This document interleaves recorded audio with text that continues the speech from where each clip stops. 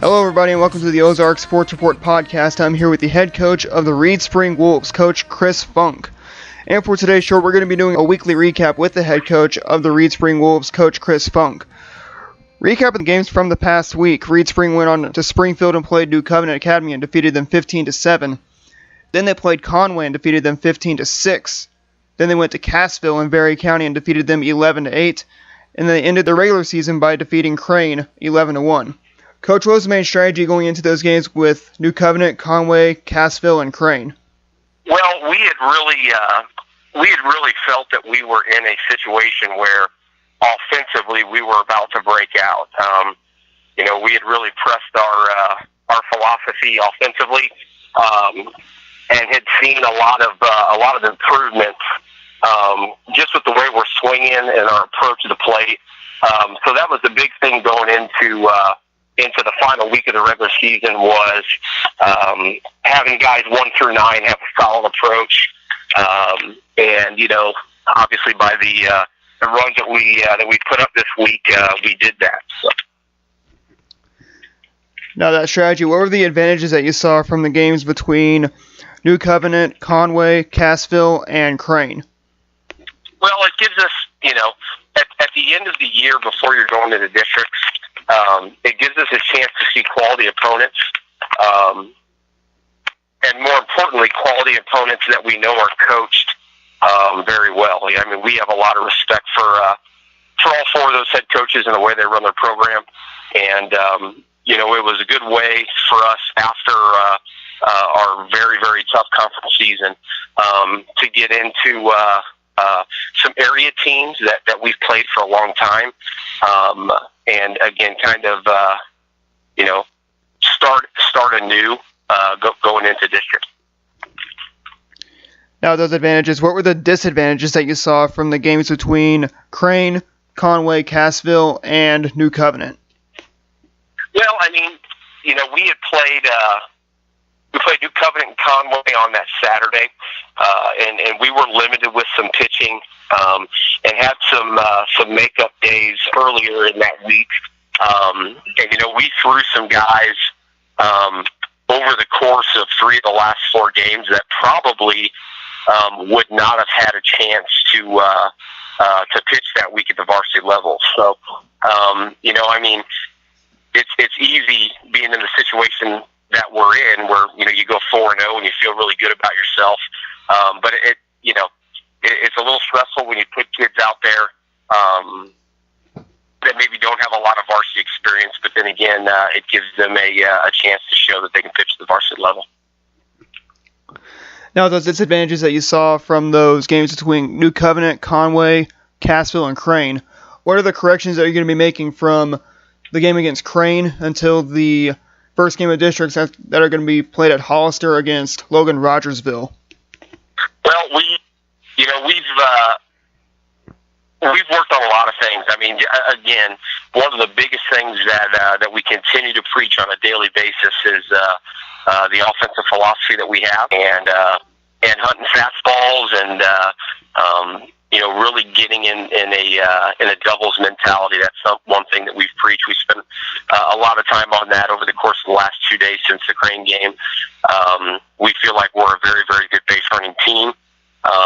We continue to work on that, and then just going through and getting our work in defensively, whether it be in situations, whether it's run down, pick off, bunt defense, stuff like that, just to make sure that we are 100% on the same page. We go in tomorrow against Rogersville. Now, after those corrections that you're going to be making from the Crane game until the game against Logan Rogersville in Class 4 District 11 at Hollister, who would be your player of the week that you would pass that award to from Reed Spring, from the Crane game, from the New Covenant game, from the Conway game, and the Cassville game? That's tough. I would say probably on Saturday at New Covenant would probably be Cole Watson, our junior catcher. In those 2 games, Cole went 9 for 10. He had 2 home runs. I think he drove in 5 or 6 RBIs. Also had 3 doubles. really does a good job handling our pitching staff and staying in control of the game from the catcher spot. Seth Stamps also had a really good day. I think he had 6 hits on the day, also had 2 home runs against New Covenant. So, I mean, there's a lot to pick, a lot of options to pick whenever you score 30 runs. But then you've got Noel Briley, who has been our ace all year long, and the guy that we want on the mound in any big game. He pitched really well against New Covenant. In terms of Cassville, that game was kind of a crazy game because in the Conway game, we had a serious, and you wouldn't be able to tell by the score, we had a serious issue throwing strikes. I think we went through 2 or 3 pitchers, and then in the Cassville game, we did the exact same thing. We went through 4 pitchers in the Cassville game. So, that game was kind of a different game. It was 11-8. And we gave up 5 runs in the first inning on 1 hit. So, offensively, we were led by Colin Cross, who is a senior first baseman, who had a multiple hit day and a multiple RBI day. In terms of the Crane game, one of the really, really bright spots is the kid that we threw, sophomore Logan Chambers. He's a left-hander. When he's in the zone, he competes as good as most guys we've had in my 15 years here. He really did a good job working ahead of hitters and getting accounts on his side and getting leverage on the hitters. And when he throws strikes, he's going to be a special guy. There's no doubt about it. So, we had some really good offensive performances over the course of the last week, but Logan just flat out did really, really well on the mound, and that's what allowed us to get the big win against Crane. Now we move on to the big story, which is going to be Class 4 District 11 that kicks off tomorrow for you guys at Hollister. You guys are going to be playing Logan Rogersville down in Hollister. What's going to be the main ingredient that you're going to be cooking in the Wolf's Kitchen to bring a win against Logan Rogersville at Hollister on Saturday, which is tomorrow? We played them in our conference season and lost a 1-0 game. And I mentioned this to you after the Crane game. It was a 1-0 game and lasted about an hour and 20 minutes. Rogersville is extremely athletic, probably without a doubt, probably one of the top 2 or 3 athletic teams that we faced. Defensively, I think they're the best team that we faced so far this year. Offensively, we threw Noah against them, and 1 through 9, they have the capability of opening up a game. So, the biggest thing for Noah is to do what he's done his whole career. Continue to throw strikes, continue to work his pitches, pitch at a very, very good pace. There's no one that we would rather have throw this game tomorrow than Noah Briley. Looking back at some of our games in the first round of districts over the last few years, it's going to come down to situational hitting. For us, when we had our scouting report tonight on Rogersville, we talked about the importance of making routine plays. And then, a very big thing for us and kind of our beliefs in our program is scoring first. We want to score first. And,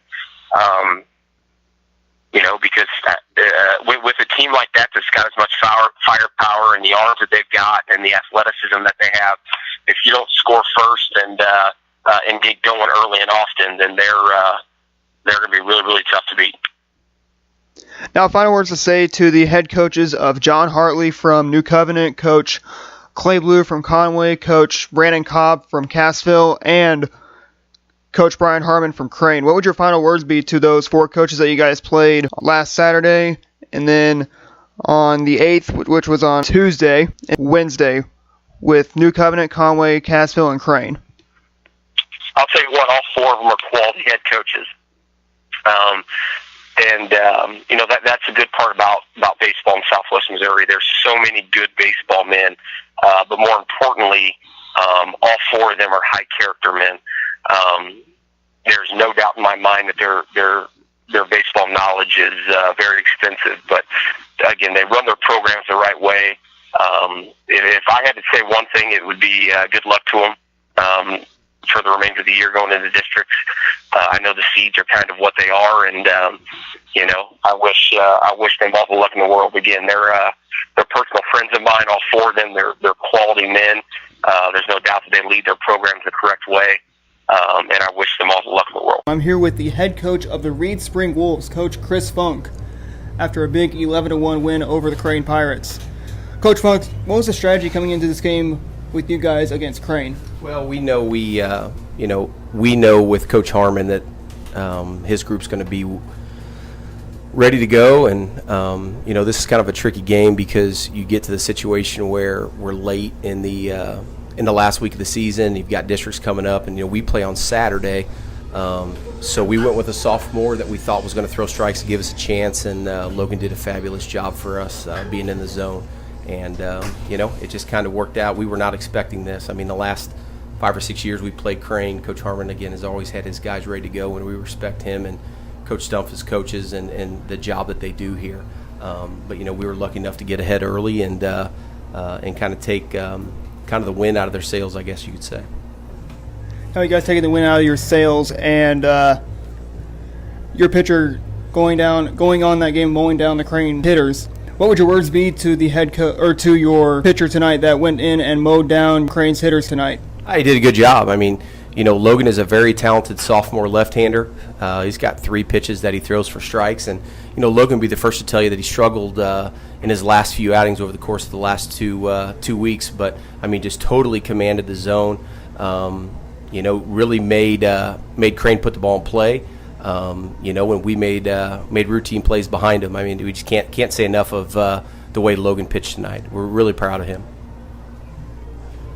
Now you guys have Hollister that's going to be going up in the Class 4 District 11 tournament down in Hollister.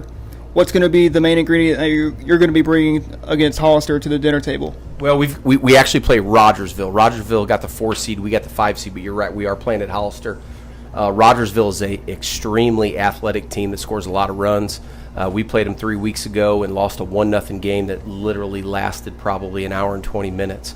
The good part about us is, we have a true number 1, Noah Briley, who's a senior, who has our career wins record for our school. He's getting really close to our career strikeout record. So he is the epitome of a number 1. And, the good thing about Noah is Noah challenges hitters. He works ahead. His first pitch strike percentage for the year is like 73%. He does a great job getting the count in his favor. And offensively, I mean, we're a different team than we were two or 3 weeks ago. I mean, we've really kind of hit our stride. We're attacking fastballs early in the count. We're kind of going with the yes mentality. So for us, the bottom line is we're going to have to hit. We're going to have to play routine defense because we know Noah's going to be in the zone. And, again, Rogersville is a very, very good and capable offensive team. Now, final words to say to the head coach of the Crane Pirates, Coach Brian Harmon, after your 11-1 victory over Crane. What would your final words be to the head coach of the Crane Pirates, Coach Brian Harmon? Absolute professional, an amazing guy, amazing coach. He does things the right way. When you look at a head coach who runs a program the right way with character, integrity, he demands a lot out of his kids. He's tough on his kids. It is an absolute pleasure to come here and coach against him. I mean, he's without a doubt one of the best in the state, and they got a really good team. I hope they run through it and end up playing in O'Fallon in a few weeks. But, I wish nothing but the best for the Crane Pirates. Thanks for taking the time with us, Coach Funk. Best of luck at districts against districts at Rogersville. Thank you. I appreciate it. Okay, that's going to wrap up our show for today. We hope you enjoyed our show. We hope you enjoyed us sitting down with the head coach of the Reed Spring Wolves, Coach Chris Funk. If you want to stay connected with them through their social media, be sure to like them on Facebook, follow them on Twitter, subscribe to their YouTube channel. They live stream their home games. Their Twitter is at RSHS_baseball. Once again, that's RSHS_baseball on Twitter. And for those of you who don't know, the YouTube channel for Reed Springs' live games, their channel is RS Wolves TV. If you want to stay connected with us through our social media, be sure to like us on Facebook, follow us on Twitter, subscribe to our YouTube channel. Check out our website. Our website is ozarksportsreport.wixsite.com/Ozarks Sports Report. So for one final time, I want to say thank you to the head coach of the Reed Spring Wolves, Coach Funk, and we hope to see you guys in the next show. Have a good day, everybody.